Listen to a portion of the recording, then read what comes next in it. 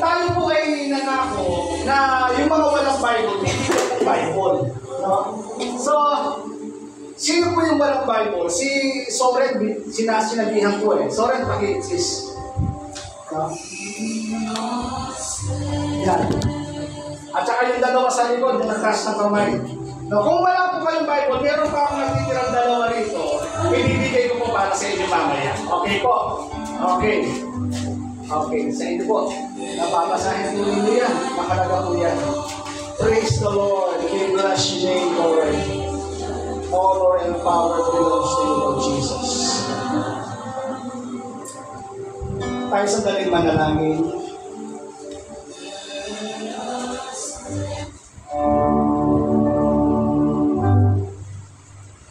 We welcome you, dear Holy Spirit, in this place. Patuloy, Panginoon, sa mga oras na ito, inihiling ang malayang pagkilos ng iyong Santong Espiritu. Patuloy po kayong mangusap. Patuloy po kayo, Panginoon, na buksan ang aming pong kaisipan at marinig ang tinig na nais mong iparinig sa amin. Bigyan mo po kami ng bukas na kaisipan, bukas na puso, upang lubos po namin maunawaan ang mga dakilang layunin mo sa aming pong buhay. Dear Holy Spirit, manifest in this place.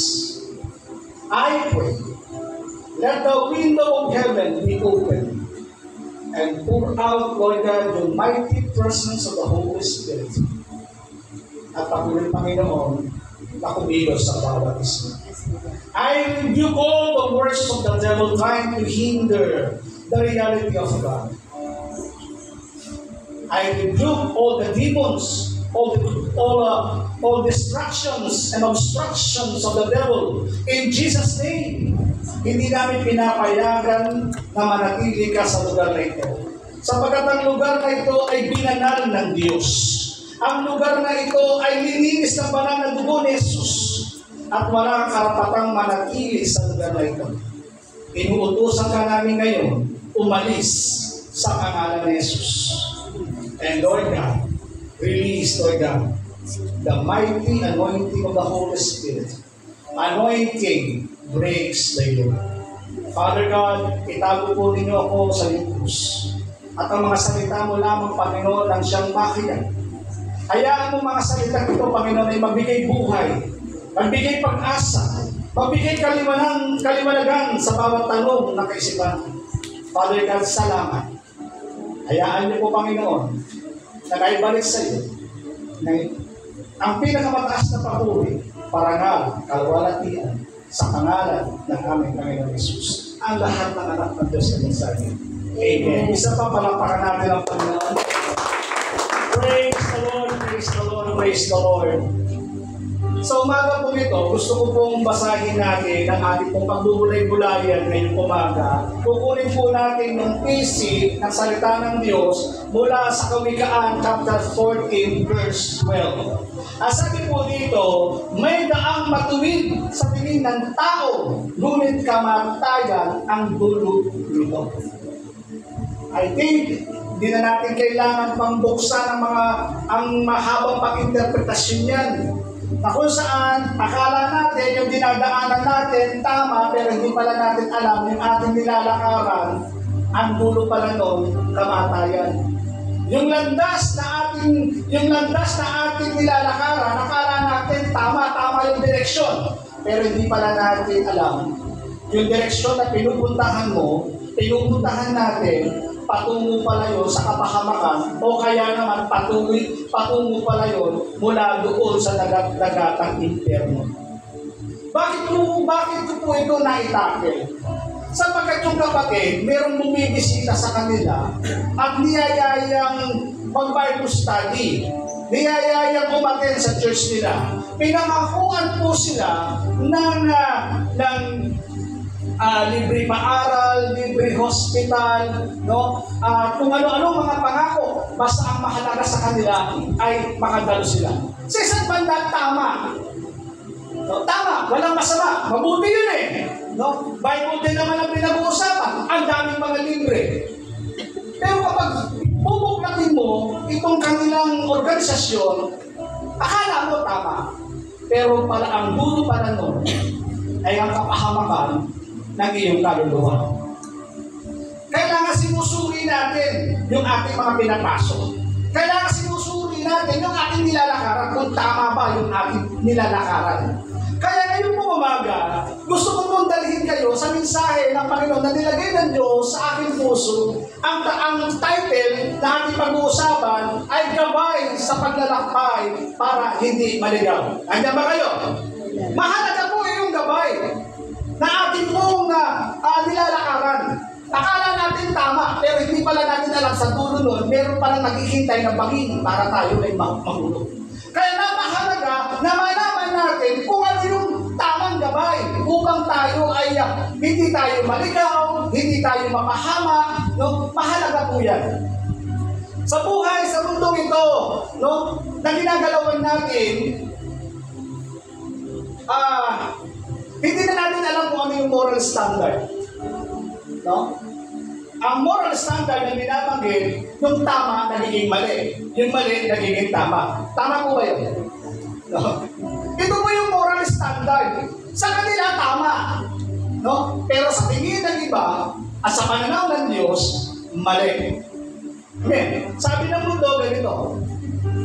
Nagiging tama ang mali kapag may pamilya kang nagugutom o kaya may sakit. Gusto ko mong pakipakita sa inyo, sa atin, yung tinatawag natin moral standard na kung saan kapag ang pamilya mo nagugutom o kaya naman may sakit, nakaisipan na maraming mga tao ganito. Gagawa siya ng paraan para may patustusan yung kanyang pangangailangan ng kanyang pamilya kahit sa paanong paraan, kahit sa hindi magandang paraan para matulunan, matustusan yung kanyang pangangailangan. Nandiyan ba kayo? And that is moral standard.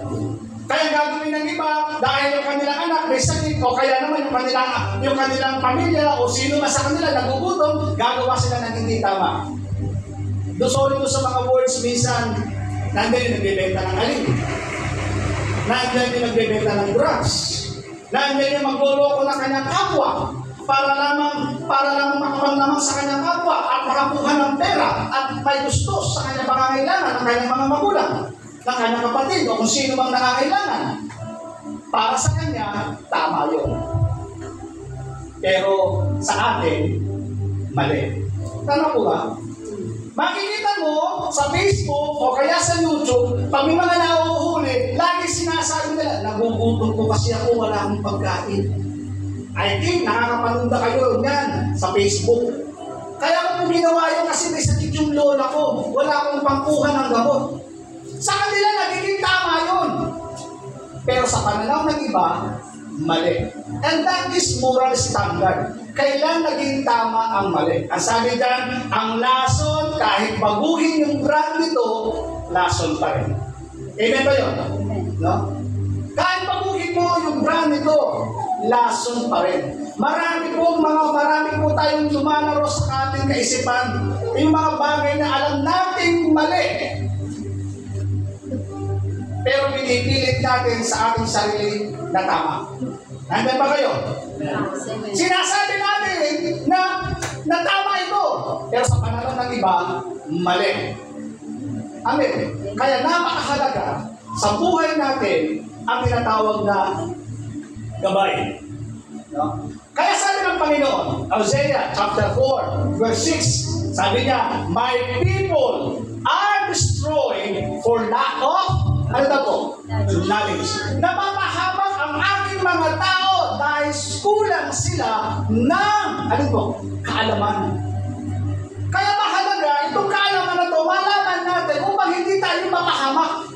Hindi lang tayo mapahamak sa buhay na ito at sa buhay na ito, kundi mapapahamak din tayo doon sa kabilang buhay kapag hindi natin tinalam kung ano yung kaalaman na yun. Amen? Excited ba kayo? Amen. Gusto niyo ba malaman kung ano yung kaalaman na yun para hindi tayo mapahamak? Yes, amen. Amen. Sabi ng Romans, chapter 12, verse 2, huwag kayong umayon sa takbo ng mundong ito. Mag-iba na kayo at magbago ng isip upang mabatid ninyo ang kalooban ng Diyos. Gusto niyo bang malaman kung ano yung kalooban ng Diyos? Kung ano ang mabuti, nakakalugod sa Kanya at talagang ganap. Meron siyang binabanggit, huwag kayong umayon sa takbo ng mundong ito. Hindi porket uso, susundin. Hindi porket standard ng mundo, okay lang. Tabi-tabi po, baka po meron akong tatamaan po sa inyo. Tabi-tabi po, baka meron po akong masasaktan sa inyo. Sa moral standard ng mundo ay ito, may nagtanong sa akin sa Bible study. Ang sabi niya, Pastor, mali po ba?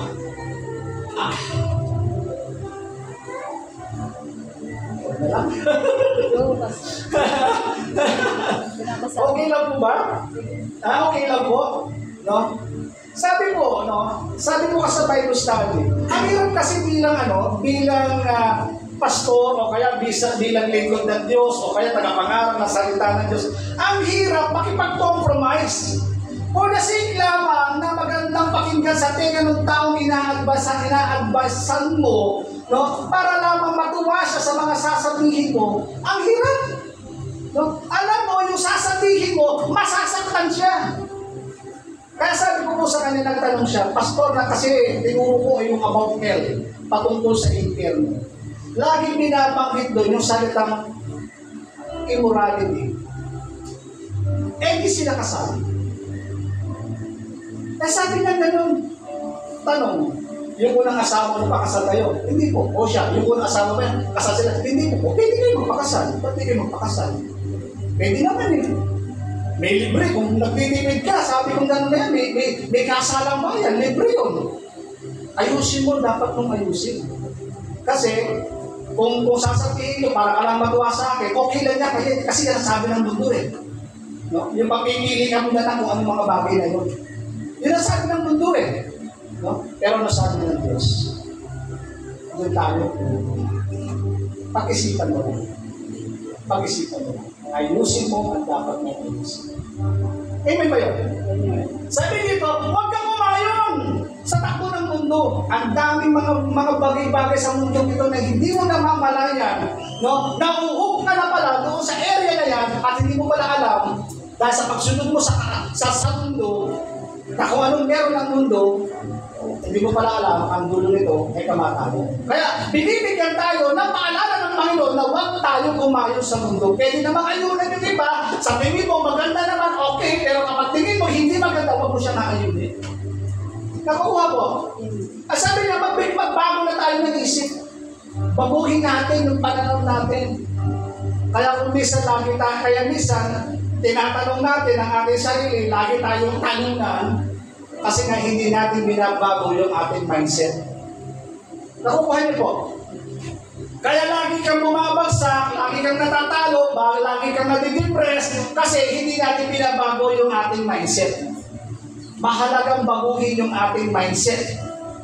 At yung mindset na yun, incline to the Word of God. Incline to the will of God. Kaya sabi niya, upang mabatid ninyo ang kalooban ng Diyos kung ano ang mabuti.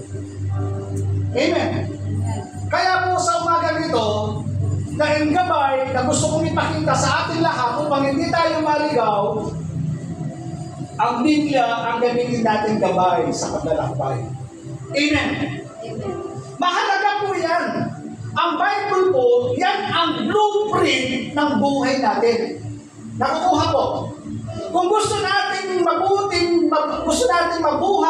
mabuhay ng mabuti, puntahan mo si Bible. Kasi si Bible, tuturuan ka na kung paano magiging mabuti. Tuturuan ka na kung paano iiwas mo ang iyong sarili doon sa mga taong tampalasan, doon sa mga taong nais kang saktan, doon sa mga taong nais kang iskamin. Ang Bible, ang blueprint ng ating buhay. Amen. Nakabili na po ba kayo ng cellphone? Amen. Naniniwala ako, lahat tayo nakabili niya. Kung hindi man tayo nakabili, meron naman tayong lahat. Pero gusto kong ipakita, kapag bumili ka ng cellphone, meron siyang manual. Amen. Kapag nagkakadiferensya yung cellphone, pinupuntahan mo si manual, kahit mali na pinipilit mong basahin. Nakuha po. Bakit? Kasi tuturuan ka nung manual na paano gamitin yung cellphone. Amen. So ang Bible, ito yung manual natin. Para hindi tayo maligaw, no? Hindi mas, kapag nagkaka-diferensya tayo, pinupuntahan natin yung manual. Ay, ano nangyari ito? Pinupuntahan mo si manual. Si manual, magtuturo sa iyo para maayos yung, ano po, yung cellphone. Ang Bible, tuturuan ka nito para ayusin yung buhay natin. Amen. Para makita natin, ma-design natin kung nilalakaran ba natin ay tama o mali. Kung yung tao bang kinakasama natin, nagpapakilala sa atin kung tama ba siya o mali. May mga kaibigan na tinitreasure, pero may mga kaibigan na kailangan tinatapon kasi BI sila. Makukuha po. Alam mo ba yung BI? Bad influence. Imbis na ilapit ka sa Diyos, imbis na dalhin ka sa magandang patutunguhan mo, ilalayo ka nito. Diba? Sabi ng Bible, a friend love at all times. Yung kaibigan na handa kang pagsabihan. Amen. Hindi yung kaibigan na kung saan susulsulin ka ba para lalo kang matrigger yung galit mo. Amen. Kaya dapat yung kaibigan mo, sabi na, a friend love at all times, sa lahat ng pagkakataon, ibig sabihin ito, kaibigan ito na dapat marunong siyang mag-rebuke. Friend, mali na yan. Friend, hindi tama yan. Ito'y paalala lang sa mga kaibigan. Meron din sinabi ang Bible, hindi ko na maalala yung verse, sabi niya, meron kaibigan madaling lumamig, pero meron kaibigan higit pa sa kapatid. Amen. May kaibigan, dumarating lang niya pag meron ka. Tama? Pag meron sila nauhod sa'yo, kaibigan niya. Pero kapag wala ka na, wala na rin sila. Pero sabi doon, merong kaibigan, higit pa sa kapatid. Thick and thin, nananatili siya sa tabi mo. Amen. Nasa tama ba tayo gabay? Yes. So ang Bible na nagtuturo nito. Kung sino dapat mong itapos, kung sino dapat mong iwanan, kung ano dapat mong lakaran. Ano po yung isang ilustrasyon? Alam niyo yung kompas, ano? Ang gumagamit na ng Boy Scout kami, tinuro sa amin yan. North, South, East, West. Si Pastor po, seaman yan eh. Alam nyo, bumasa ng bumasa ng kompas. Yung kompas, kumbaga, tinuturo nito kapag ikaw ay naliligaw, gagamitin nyo si kompas para bumalik ka doon sa iyo binalalagyan. Tama po? So, madalas gumagamit yan mga military. No? Barko, aeroplano, no? Yung mga airplane, o yung mga boys na, o yung mga konting alam, pero hindi lahat alam niya. Amen. Pero pang isa, uso ngayon yan. Sino yan? Si Waze.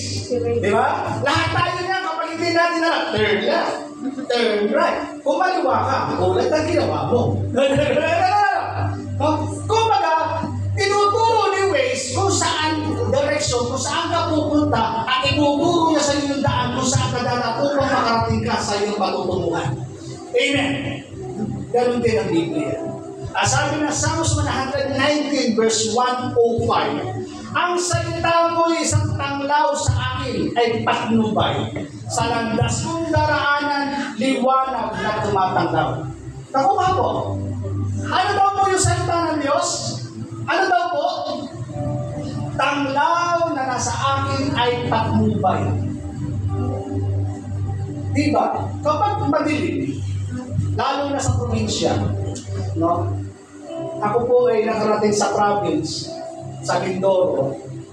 Madalas po doon, pag pumunta ng gubat, madalas walang ilaw. Ang bit-bit po nila, yung lampara, bit-bit nila yon. Ang gagawin po nila, either na dito o kaya dito. Pag dito kasi, maliit lang yung nasasakop eh. Pag ganun, malawak. Di ba? So ginagawa niya, tinataas niyo. Habang tinataas ka, nakikita mo, doon pala nakikita mo na yung dinadaanan mo. Amen ba? Ganon din daw po yung salita ng Diyos. Kahit tayo ay lumakad doon sa dilim, no?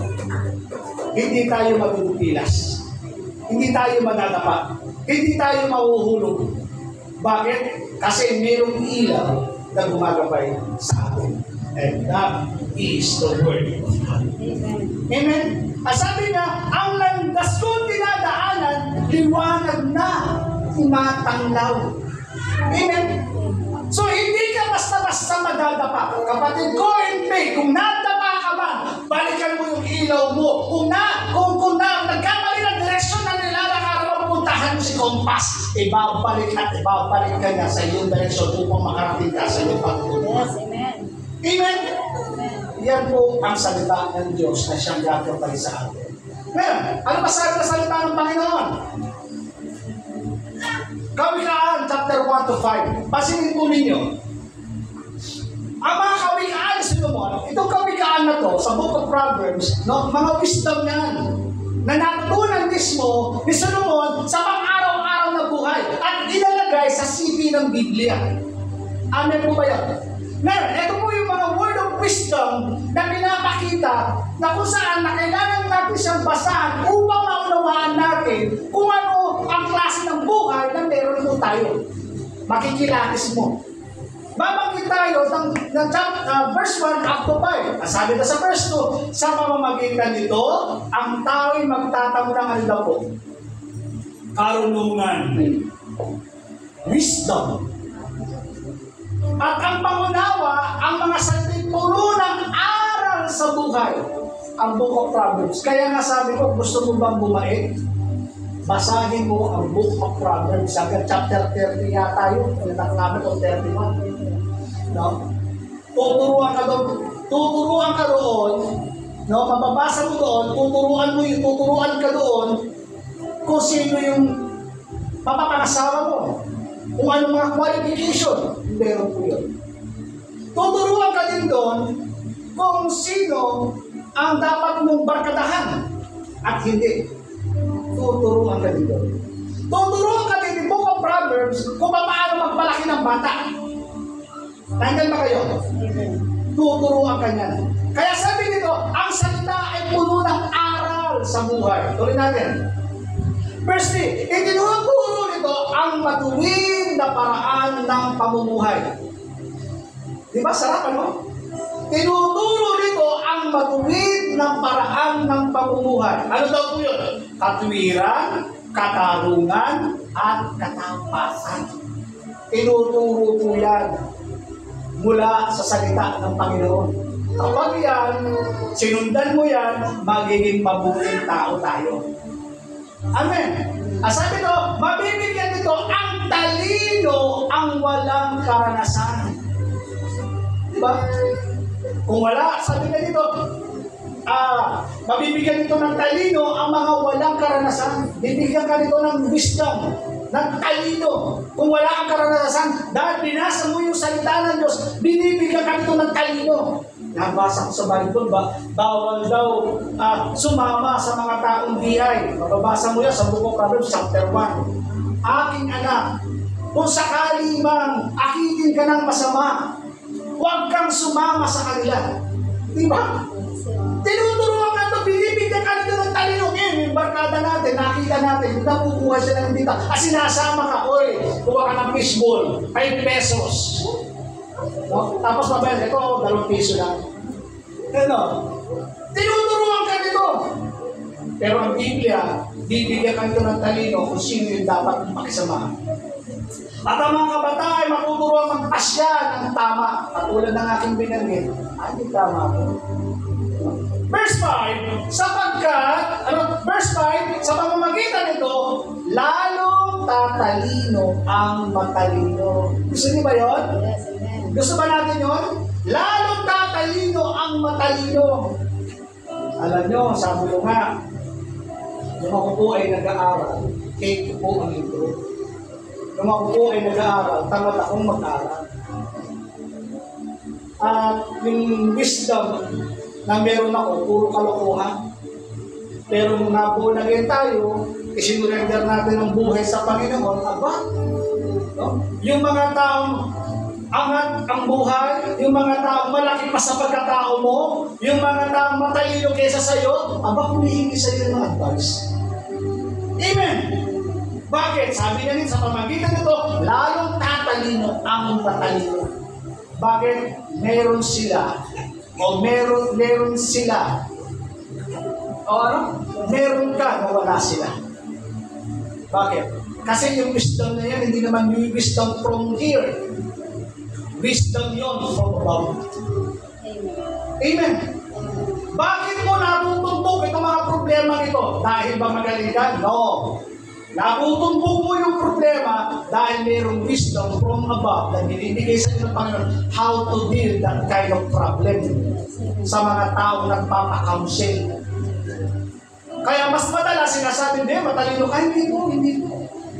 Minsan magugunat ka lang, ipatatawag ka, malaki pa sa pagkatao mo. Mas marunong sa'yo, cum laude, mag-ahingi sa'yo ng advice. Ano po, sabi ko, hindi po ako ganun ka. Nag-inilibet ako. Pero umaasa siya. Hindi po kasi meron ganito, ganyan. For the glory of God. Walang naman ang may tataas, hindi ang Panginoon lang. Kaya napakahalaga, itong gabay na ito, binabasa natin. Amen.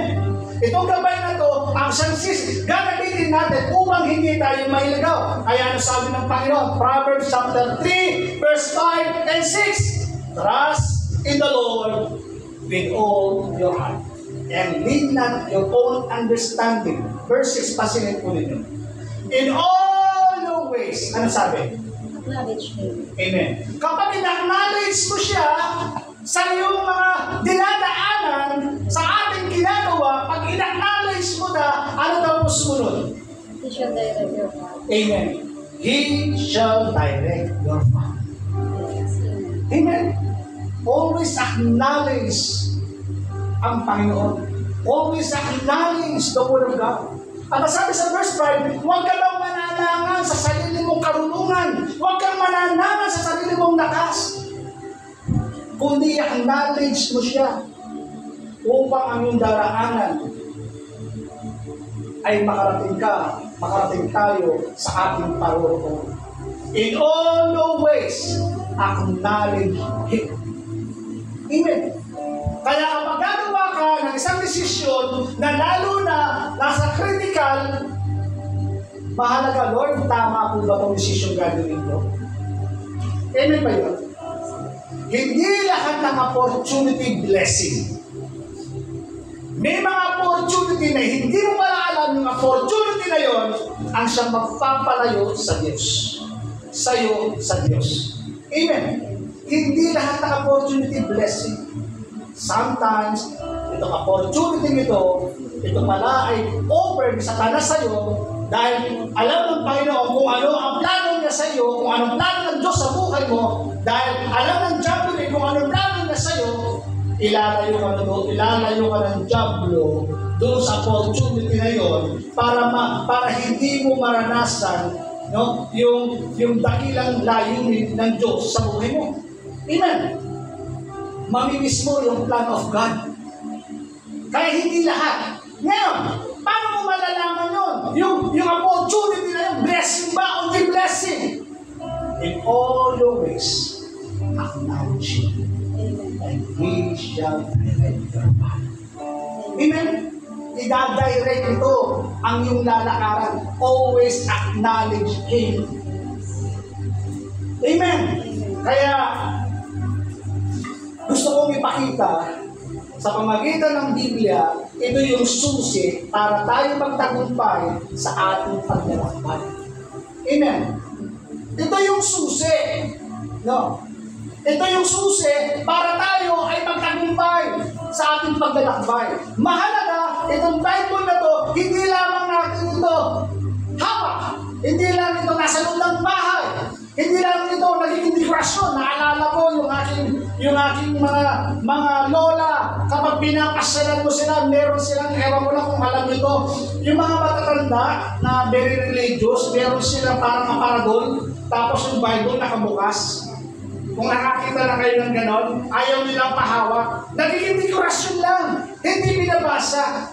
Dapat ang Bible dapat basahin. Kasi nandun sa loob yung susi.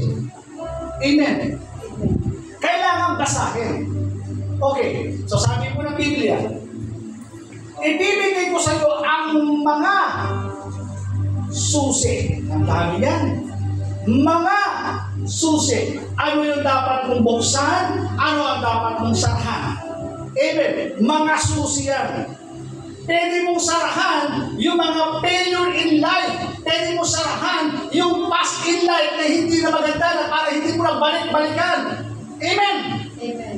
Susi yun ang nakaraan na siya nagpabagsak sa'yo. Susi yun ang nakaraan na siyang demoralize sa'yo. Binigay sa iyo yung susi. Past is past. Ialak mo na yun. Amen. At meron tinuturo sa yung susi na dapat mong buksan upang bigyan ka ng panibagong buhay. Kaya sabi nga, ang ipagpapawal mo sa lupa ay pagpapawal sa langit. Ay pahintulog mo sa lupa ay pahintulog sa langit. Kung ano yung mga bagay na papayagan mo dito sa lupa, papayagan mo sa langit. Amen? Amen. Kaya yung mga sumpa sa buhay natin, nasa atin para makawala tayo doon sa sumpa na meron na yun. Bakit? Kapag nakita mo sa Biblia ang katotohanan, ano sabi ng Bible? The truth will set you free. Amen. Hanggat hindi mo nakikita yung truth, nananatili kang nasa dilim. Nananatili kang basa. Nananatili kang durog. Nananatili kang depressed. Nananatili kang ligaw. Kasi hindi natin nakikita yung truth. At kapag nakita natin yung truth, ang sabi ng Bible, the truth will set you free. Amen? Kailangan makita mo yun.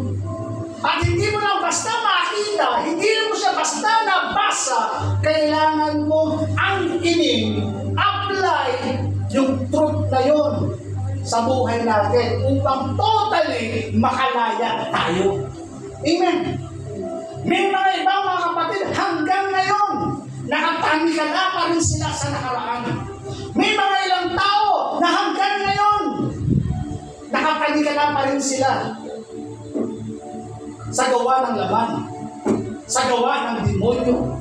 Hanggang ngayon, nakatanikala pa rin sila. Pero kapag nakita mo yung truth, ang sabi ng Panginoon, Jesus said, it is finished. Yung lahat ng paghihirap mo, lahat ng sakit karamdaman, lahat ng meron ka, tinapos ng Panginoon at the cross. Amen? Pinalaya ka na ng Diyos. Pero dahil gusto natin na nandoon, kaya hanggang ngayon, yung buhay natin, kahit Kristiyano na tayo, hindi natin na-enjoy yung full blessing of God na inilalaan ng Diyos para sa ating lahat. Amen. Bakit? Kasi ini-stay natin na ang buhay natin, kawawa ako. Walang nagmamalasakit sa akin. Walang nagbibigay sa akin ng panahon. That is the lies of the devil. Merong Jesus na namatay at the cross. Nag-sacrifice para sa atin. Nang lahat ng tingin mo, napakiramdam mo, rejected ka, inalay ng Panginoon at the cross sa kanyang buhay na gusto iparating sa iyo, anak, mahal kita. Gusto kitang makalaya dyan. Gusto kitang makawala dyan. Mahal kita, ayaw kitang mapahamak. Kaya ginawa yun ng Panginoong Jesus. Kaya masusubukan mo yung kalayaan na yan sa buhay natin as long na nalaman natin yung truth. At yung truth na to, kapag hindi mo in-apply yung truth na to, mananatili kang nakakulong, mananatili kang nakadepress. Amen? Kailangan mo i-apply yung truth. Okay. How to... Alampasan mo na po yan. How to set free from financial bankruptcy. How to set free. Maraming mga Kristiyano na sila, and yet still hindi nila na-enjoy yung full blessing of God. Nananatili pa rin sila doon sa tinatawag laging hirap, laging kawalan, laging walang pera. How to set free? Sabi ko nga, marami akong mga nakasama, narinig ng mga testimonya, mga nakita, na kung saan Kristiyano sila, and yet lugmok sila sa utang. Marami na akong narinig niya. Marami akong mga nakita niya. Ang lalaki ng sweldo, pero bakong sa utang. So nandyan, ang salita ng Diyos, ang susi to set free from the bankruptcy, from the financial bankruptcy. Ang sinasabi ko po sa inyo, no, itong mga bagay na to, kapag ginawa ninyo ito, hindi naman ito sinasabing magiging super duper yaman ka. Pero kapag ginawa nyo ito, ginawa natin ito, ina-assure ko po sa inyo, 101% hindi ka makukulang. Ako pa po, hindi ka makukulang. Hindi ko pinapangako sa iyo, kapag ginawa mo ito, yayaman ka, magiging super duper yaman ka, hindi mo. Pero kapag ginawa mo ito, sasabihin ko sa iyo, hindi ka makukulang. Lagi kang meron. Pag naubos, may darating. Nandyan ba kayo? Sabi nito, how to set free from financial bankruptcy? Through, ano ba po? Giving. Bawal ang kuripon. No? Hindi tayo bilang mga Kristiyano, hindi tayo Manny Pacquiao. Alam niyo Manny Pacquiao? No? Laging tikom ang kanilang mga kamay. Ang hirap ilabas yung pera. No? Dapat tayo mga Kristiyano, dapat karatista tayo. No? Alam niyo yung karatista? Laging, laging bukas palad. Tayo mga Kristiyano. No? Ang mundo, para yumaman sila, no? Anong kailangan ng mundo? Yun ang mundo. Para ikaw ay yumaman, kuha ka ng kuha. Katulad na nangyayari ngayon sa gobyerno. No? Kuha ka ng kuha. Yun ang government. Pero ang prinsipyo ng Biblia iba. Ang prinsipyo ng Biblia, ano po? The more you give, that is the principle of the Bible. Sabi nito, ito ang ibig ko sabihin. 2 Corinthians 9:6. Ito ang ibig ko sabihin. Ang nagtatanim ng kaunti, aanin ng kakaunti. Ang nagtatanim ng marami, aanin ng marami. And that is the principle of God. The more you give, the more kang nagtatanim, mas marami kang naaani. Amen ba yun? Kaya napakahalaga naman, dapat mabasag yun. Kaya meron sinasabi ang Biblia, sabi ng Diyos, mas gusto ng Panginoon ang nagbibigay kaysa tumatanggap. Bakit? Kasi yung nagbibigay, alam niya kapag nagbigay siya, nagtanim siya, alam niya aani siya. Pero yung taong hindi nagtatanim, meron ba siya kaanihin? Wala naman siyang tinanim eh. Nakuha po ninyo, madalas biruan namin sa ibang mga tao, sometimes yung mga kasama ko sa trabaho, mas madalas biruan namin. Hayaan mo, sir, kapag tumama ako sa substick, aambunin kita. Ang tanong, nagtatuwa kaya ako ba? Ako ba yun? Hindi ka naman tataya, paano ka mananalo sa substick? Ganon din sa buhay natin. Hindi ka nagtatanim, paano ka aanin? Ako ba po? So, ibig mo sabihin dito, the principle ng Biblia, para mabasag yung kahirapan, you need to tanim. Pag nagtanim ka, aani ka, sabi ng Bible. Matthew 38, ano po yung ani? Ngunit ang mga binhing na hasik sa matabang lupa. Tingnan niyo yung word, matabang lupa. Matabang lupa, ano daw po? Namumunga. Ilan daw po? 100, 60, at 30.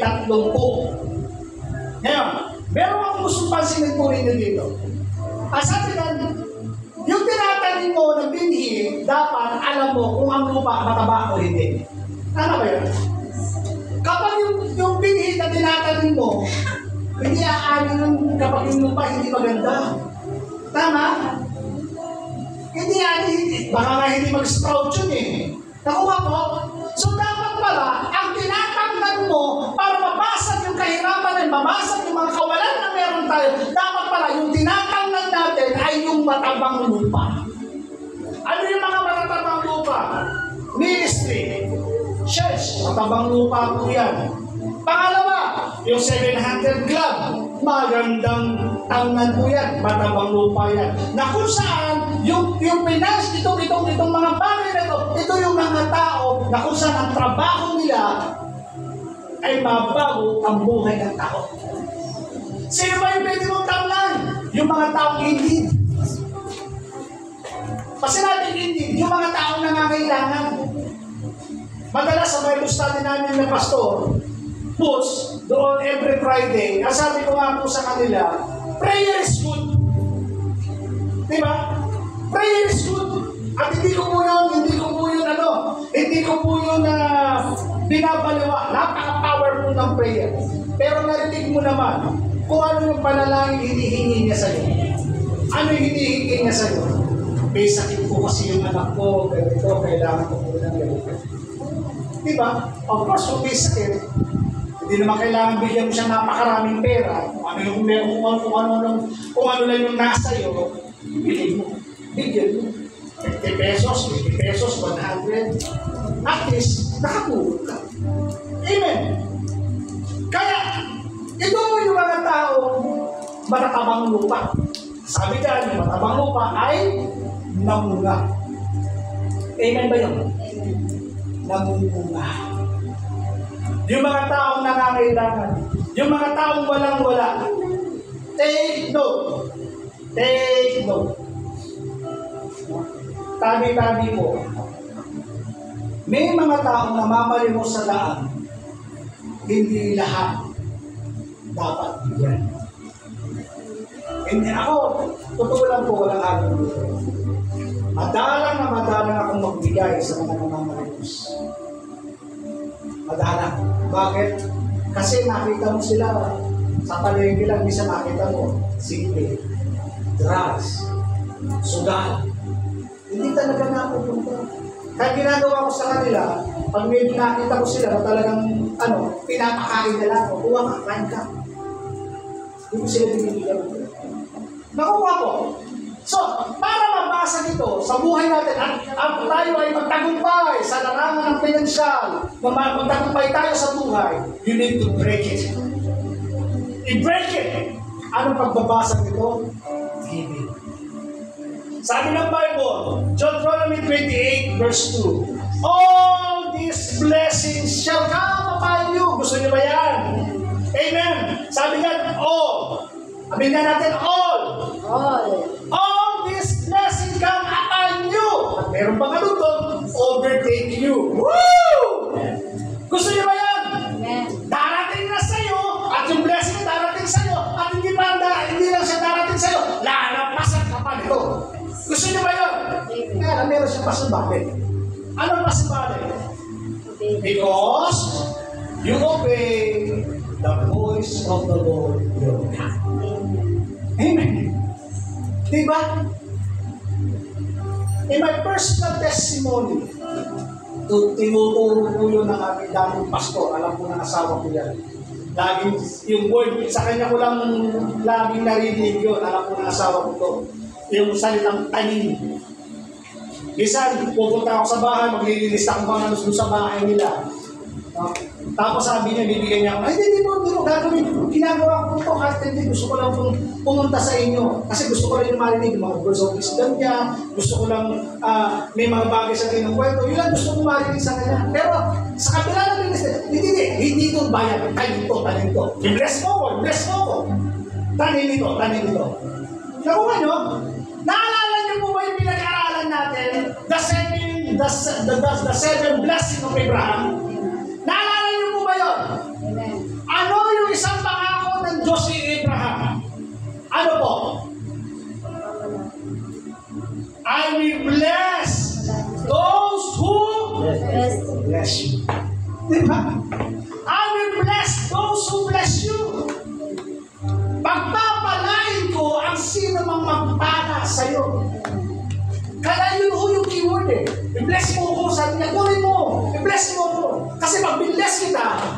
will bless more. Amen. Amen. And I prove in my personal experience with the Lord. Sabi ko nga, doon sa trabaho, sa school, ang daming nagbibigay. Minsan, unexpected, nag-overflow. Sabi yung kasama ko sa trabaho, sabay kami kumakain. Ang daming biyaya ngayon eh. Papatunayan ko sa Bible, the more you give, the more you receive. Why? Kasi bigyan sila ng bigay. Bigyan ka ng pagkain, bigyan ka ng ganito. Kaya nagugulat ka sa ako, ang dami yan. Bigyan mo yan. No? Bakit? Kasi bigyan natin mga. Amen? Para mag-break yung financial bankruptcy, ang susi giving. Amen? Amen. Para magtagumpay tayo sa buhay. Pangalawa, tatapos na po ako. Sabi dito, huwag mong kalintaan, basahin ang aklat na yun, dili-dilihin mo yun araw-gabi upang matupad mo ang lahat ng nasusulat doon. Sa gayon, ano daw po? Higinhawa ka at magtatagumpay. Nakita niyo yung kulay blue? Ang sabi, matupad mo ang lahat ng nasusulat doon. Sa gayon, higinhawa ka at magtatagumpay. Amen? Kaya ini-encourage tayo ng Panginoon na basahin yan. Nandiyan ang susi para ikaw ay magtagumpay. Nandiyan ang susi para tayo makawala sa kahirapan, mawala sa kawalan. Nandiyan ang susi. Amen po ba? Maraming madalas narinig natin ang Diyos kailanman ay hindi sumira sa kanyang pangako. Laging totoo, laging tapat ang kanyang pangako sa kanyang binibitawang salita. Ginagawa niya kanyang bawat pangako. Bakit hindi natin i-challenge ang Panginoon sa buhay natin at makita natin kung paano? Pangalawa, how to set free from sickness and diseases. Paano tayo makakawala? Yung iba, nananatili silang nagmamalun dahil doon sa kanilang karamdaman. Mamamatay na yata ako. Nagmamalun doon sa kanilang sakit. Kinakawaan ng sarili, nagkakaroon ng pity party. Hindi niya alam, the more siya nagsiself-pity, the more siyang lumalala yung sakit kasi naapektuhan ng kanyang physical na pangatawan. Nakuha niyo po. Pero kapag nabasa mo salita ng Diyos at pinangawakan ng bawat kanyang salita, hallelujah. Sabi ni Sister Alona kanina, Luke chapter 1, verse 37, for with God, nothing is impossible. Amen? Kaya lang, sa ibang translation, meron ka doon. For with God, nothing impossible to those who believe. Amen. Naniniwala ka ba na kaya kang pagalingin ng Panginoon? Ang sakit ay hindi lang physical na sakit. Maraming uri ng sakit. Pero magbibigay ako sa iyo ng ilang piraso ng sakit. Sakit sa katawan, physical. Sakit emotional. Meron bang broken-hearted ngayon? Yes. Broken-hearted ka ba? Yes. Laki niya natin yes. Broken-hearted. Sakit yun eh. Meron din sakit ng mental illness.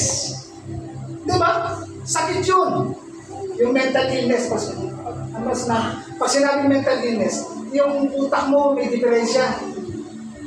No? Nagkakaroon ka ng hindi ka na makapag-isip ng tama. No? Sakit yun.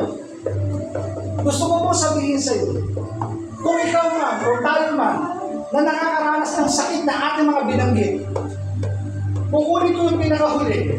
Sabi ng Bible, ako si Yahweh ang iyong nangagawa. Amen.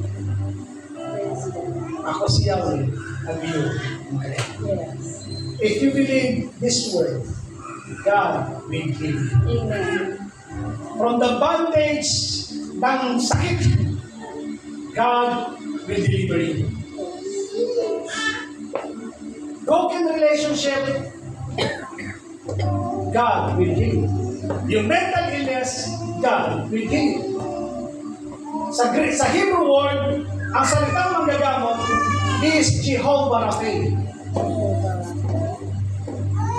Jehovah Rapha is our healer. Amen. Meron ka bang sakit? Invite mo siya. God. God. God. Madalas ko na bang kinukwento sa mga hindi pa nakakarinig, kinukwento ko lang po for the sake po ng ating studies. Meron akong Bible study doon po sa Balibago. At habang kami nagba-Bible study, meron isang kapatid doon, asawa ng may-ari ng binabible studyhan namin. Meron po siyang bato. Bato sa bato. May nahihirapan na siyang umihi, namamagana kung ano-ano. Then, after ng Bible study, nagpa-pray siya. Nung nagpa-pray siya, sabi ko sa kanya, ang prayer ko, Lord, in the name of Jesus, ano man po yung sakit na tumama sa kapatid ko dito sa kanyang bato, tunawin mo ito in Jesus' name. Blah, blah, blah, blah, blah.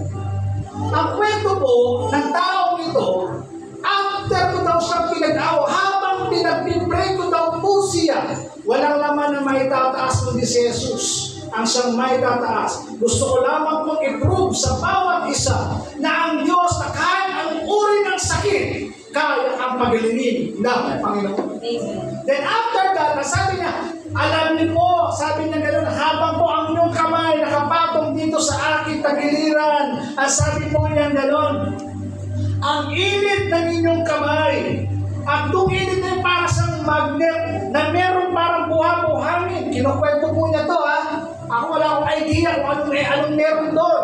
Kinukwento lang niya. Mainit na mainit, sabi niya gano'n.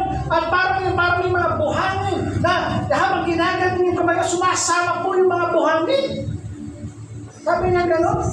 At after nun, nawawala yung sakit. Pastor, sabi niya, tingin ko, okay na. Amen. Sabi ko po sa kanya, subukan niyo po, pumunta na ang hospital, magpa-check up kayo. Anong nangyari? Pumunta siya ng hospital, nagpa-check up. Bible study, nag-testimony, totally clear. Amen. Palapakan nga natin ang Panginoon niya. Hallelujah! Totally clear! Alam niyo ano pa nangyari? Mas nauna yung namatay yung asawa niya kaysa sa kanya. No? Ako ano ba yung sabihin? Ang point ko is, kahit anong sakit meron, emotional man yan, mental illness man yan, o anumang sakit na meron ka, maniwala ka, God will heal. Amen. Amen. He is our doctor, our great physicians, no other than Jesus. Yes. Ang sabi ng Panginoon, Matthew 8:16, na gabi yun, dinala kay Jesus ang maraming sinasapian ng mga demonyo. Sa isang salita lamang, pinalayas ng masasamang espiritu at pinagaling lahat ng may karamdaman. Sabihin na natin lahat. Lahat. Yung lahat na, kasama niya ba yung sakit mo? Amen. Ang kailangan lang pala natin, dahil ibigay natin yan kay Jesus. Ilagak lang pala natin kay Jesus. Ang sabi dito, pinagaling lahat. Yung sakit mo, pagagalingin ng Panginoon. Matatapos na po ako. How to set free from worries. Hanggat hindi mo nakikita yung truth, sabi ko nga po sa inyo, hanggat hindi mo nakikita yung truth na yan, mananatili kang lugmok, nananatili kang kawalan, nananatili kang question mark sa Diyos. Bakit nangyayari sa akin ito? Kasi nga, hindi mo nakikita yung truth. Kahit tingin mo sa sarili mo, kahit ikaw Kristiyano na, hindi ka pa rin matagumpay. Bakit? Puno-puno ka ng alalahanin sa buhay. Pero kapag nakita niyo mo yung truth, the truth will set you free. Magtatagumpay ka. Amen? How to set free from worries? Mga alalahanin. 1 Peter, unang Pedro 5:7. ipagkatiwala ninyo. Kanino po? Sa kanya. Trust Him. Ang inyong mga alalahanin sa buhay sapagkat siya ay nagmamalasakit sa inyo. Meron ba kayong mga alalahanin sa buhay ngayon? Baka naman ikaw, napuputulan ka ng kuryente, o wala kang pambayad ng tubig, wala kang pambayad ng matrikula, o ano mga bagay na mga alalahanin mo sa buhay. May problema ka ba sa asawa? May problema ka ba sa anak? May problema ka ba sa iyong trabaho? O may problema ka ba sa iyong sarili? Mga alalahanin ka sa buhay, amen? Sabi niya, ipagkatiwala sa Kanya. Para maintindihan natin yung word na salitang ipagkatiwala, merong isang bata na sumakay sa eroplano. At habang lumilipad yung eroplano, nandun yung bata.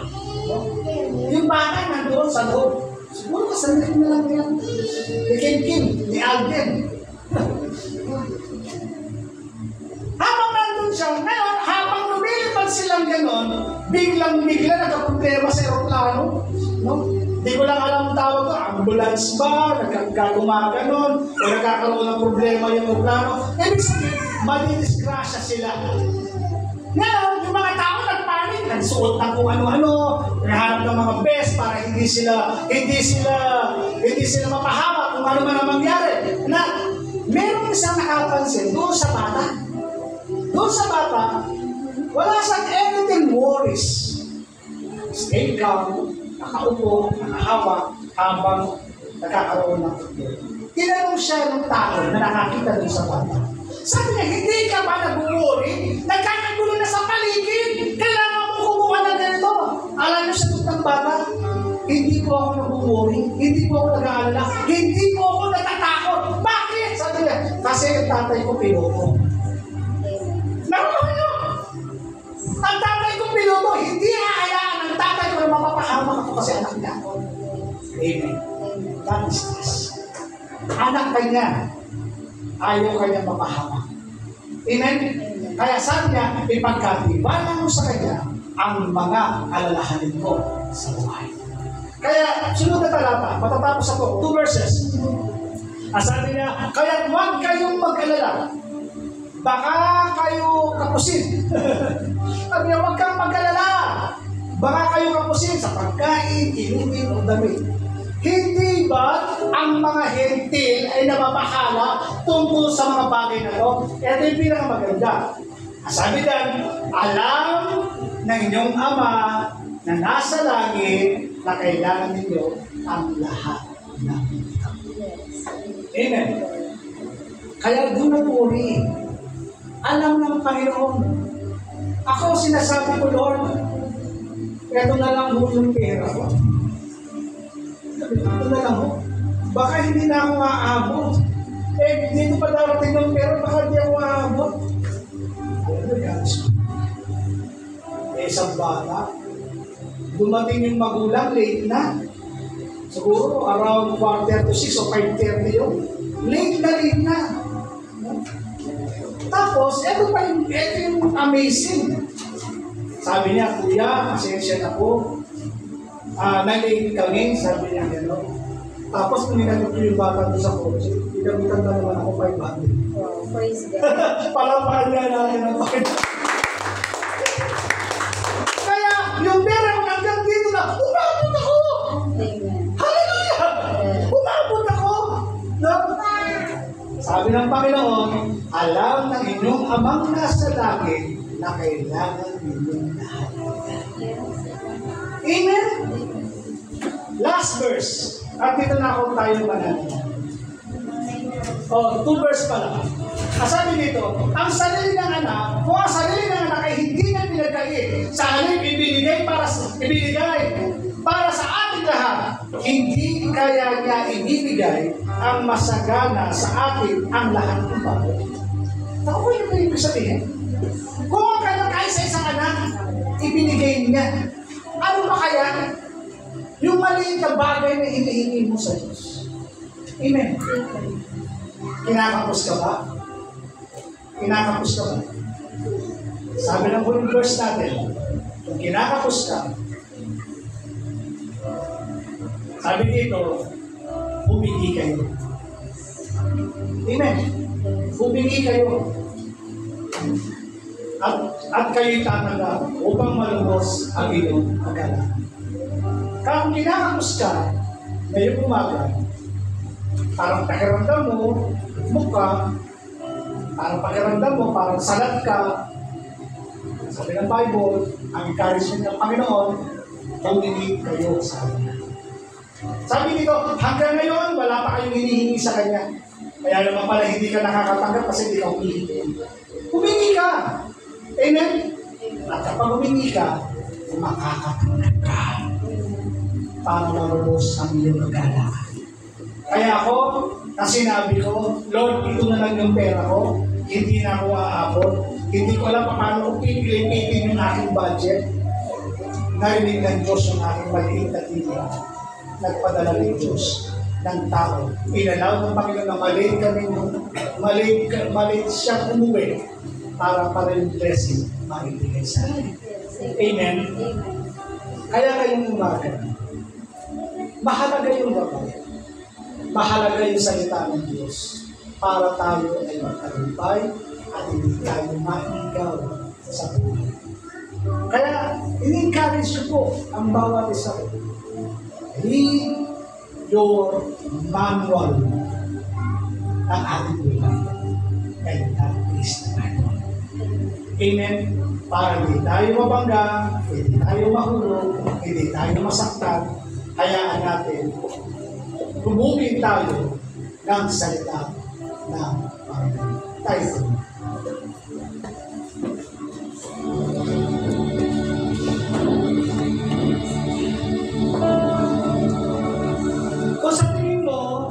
Kung sa tingin mo, meron kang tanong sa iyong isipan, o kung sa tingin mo, meron kang pangangailangan, o meron kang nais i-deal sa harapan ng Diyos, this is the time na kung saan i-deal ng Diyos yung sitwasyon na meron ka. Ask the Lord, please, isinasabit ko ang aking sarili sa iyo.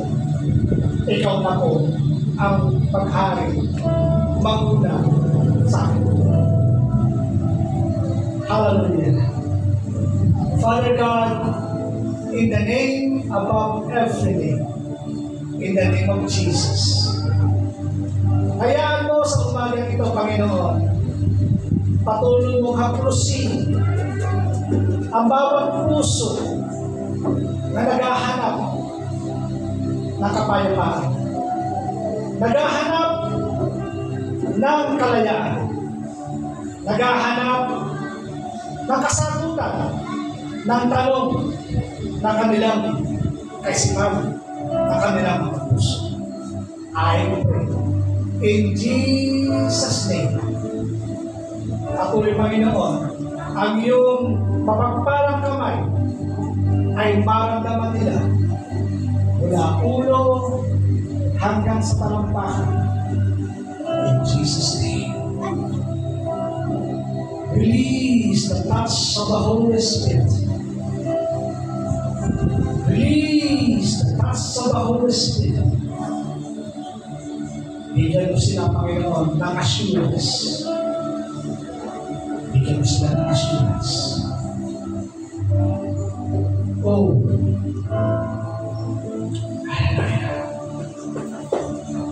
hallelujah.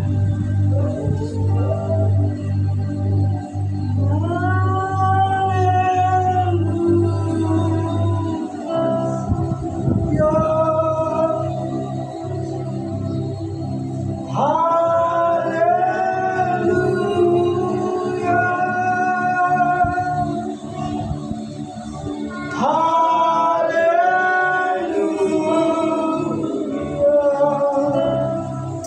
Father God, thank you. Thank you. Mag-intervene po kayo, Panginoon, sa aking mga kapatid sa umaga nito. In the name of Jesus, you Satan, na gumagapos sa kanyang pagkatao sa mga oras na ito. In Jesus' name, inuutusan kita umalis sa kanyang buhay. You controlling demon, out! Jealousy, envy, bitterness, anger, go! Live! In Jesus' name. Walang karapatang manatili sa kanyang buhay. Sapagat ang buhay ng kapatid kong ito ay binubos na ng banal na dugo ni Jesus. Hinugasan ng banal na dugo ni Jesus.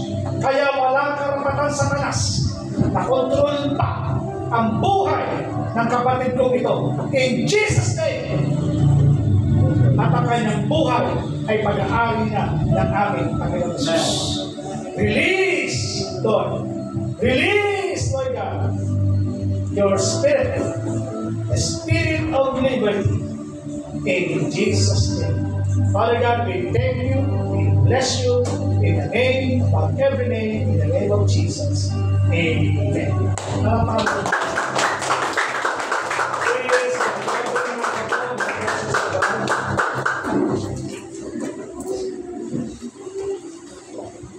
Praise the Lord.